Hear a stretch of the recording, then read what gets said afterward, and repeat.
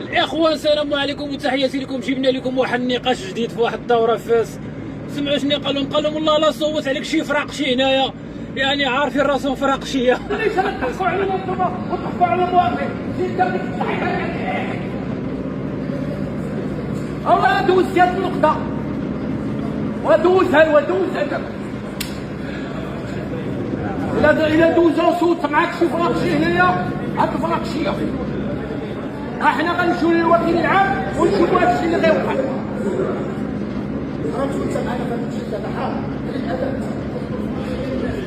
ما تكونش قليل الادب، اصير تخص راسك انت، تخص راسك، تخص راسك. واش انت راعي؟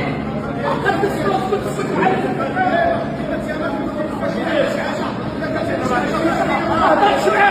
هضرش معاه ديما تفرض على سلك السلاح طعنا سلك السلاح فوقوش سير فوقوش.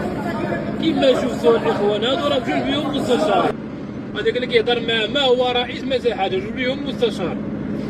واش غنقول لكم؟ لا حول ولا قوه الا بالله. بغيتي نعرف واش ما كيشوفوش زعما الكاميرا راه كتصور، زعما الكاميرا راه كتصور داكشي هذاك.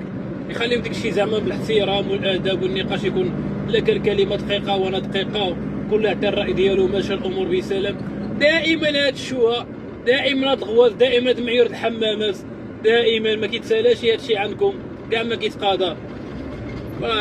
لا حول ولا قوه الا بالله. والله ما بقينا نعرفوا شكون اللي باغي مصلحه وشكون اللي ما باغيش مصلحه، وشكون اللي كيضرب على راسو، شكون اللي باغي المصلحه العامه. ولهذا الله يدير شي تساوي خير الاخوان والله يسهل على الجميع. والسلام عليكم.